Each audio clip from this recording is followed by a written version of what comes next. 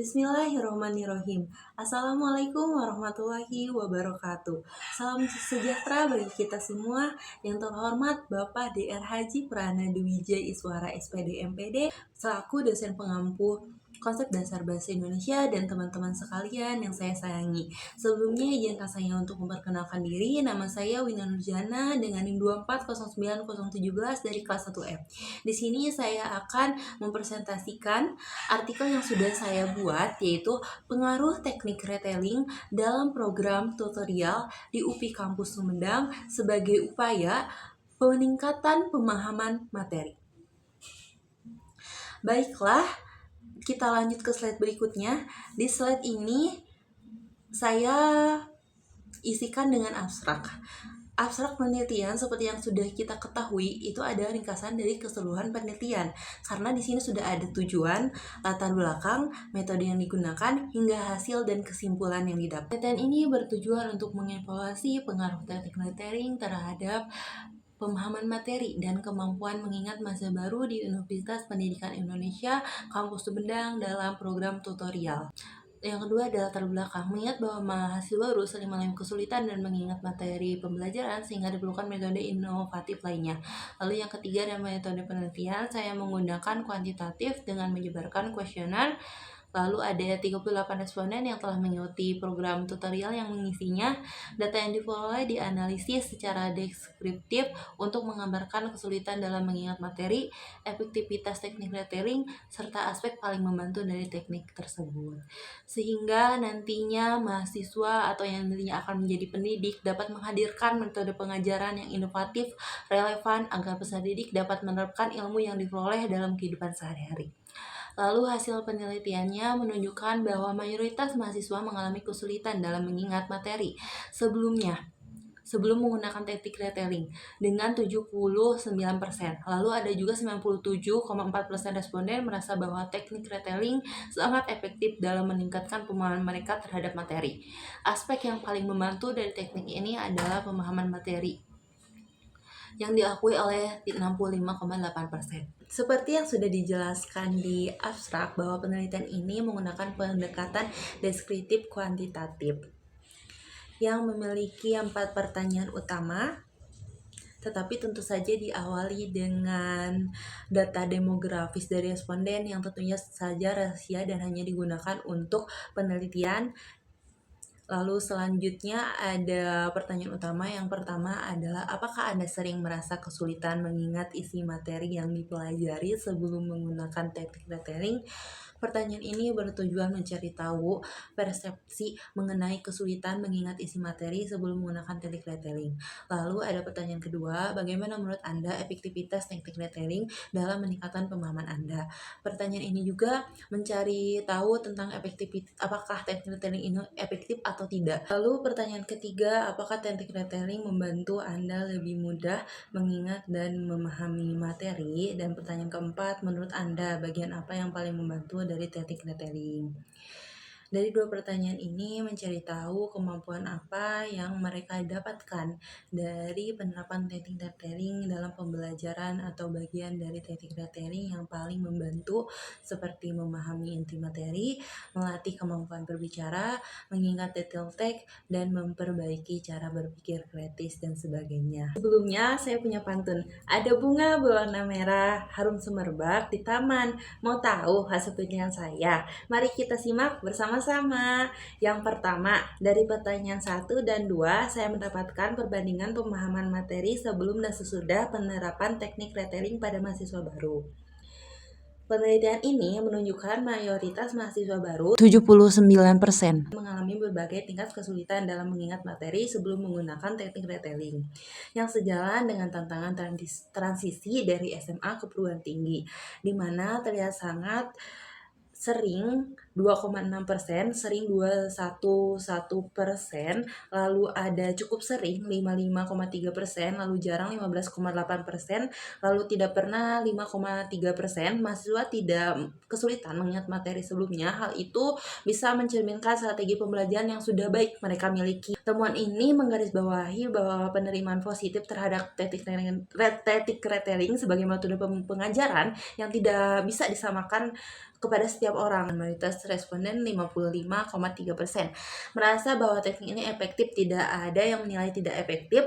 Lalu sangat efektif 26,3%, cukup efektif 15,3%, lalu kurang efektif hanya 2,6%. Lalu dari pertanyaan 3 dan 4 saya mendapatkan aspek paling membantu.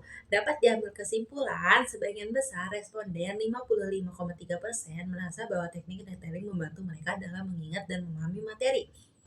Terlihat tidak membantu dan kurang membantu itu 0%, cukup membantu 26,3%, membantu 55,3%, lalu sangat membantu ada 18,4%.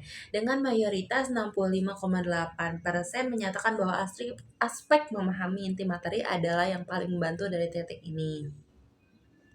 Selain itu, ada 18,4% merasa bahwa teknik retelling juga membantu melatih kemampuan berbicara. 13,2% merasa dapat mengingat detail teks, lalu 2,6% merasa dampak pada kemampuan berpikir kritis. Hasil ini menunjukkan bahwa teknik retelling tidak hanya meningkatkan pemahaman inti materi, tetapi juga memperbaiki kemampuan berbicara, memperbaiki detail, berpikir kritis. Pemahaman ini sejalan dengan studi sebelumnya yang menunjukkan bahwa dapat meningkatkan ketertarikan siswa dan memperkuat pemahaman serta daya ingat mereka terhadap materi pelajaran, sehingga mendukung hipotesis bahwa teknik ini membantu memahami mahasiswa baru, mengatasi kesulitan dalam mengingat materi, dan meningkatkan pemahaman mereka terhadap konteks pembelajaran. Kata kunci dalam penelitian. Dalam penelitian ini terdapat beberapa kata kunci yang menjadi elemen penting untuk menggambarkan keseluruhan penelitian. Kata kunci yang pertama tentu saja pendidikan. Maka dari itu saya lebih menjelaskan di mana manusia dan pendidikan. Di sini intinya pendidikan memegang peranan paling penting dalam membentuk manusia seutuhnya. Lalu poin yang kedua adalah pemahaman materi. Di sini saya mengambil garis besarnya itu tantangan global dalam pendidikan. Kan pemahaman materi itu pasti bersangkutan dengan tantangan-tantangannya juga. Nah, makanya dari itu dengan adanya perkembangan global ini, terkadang akan menjadi tantangan sendiri.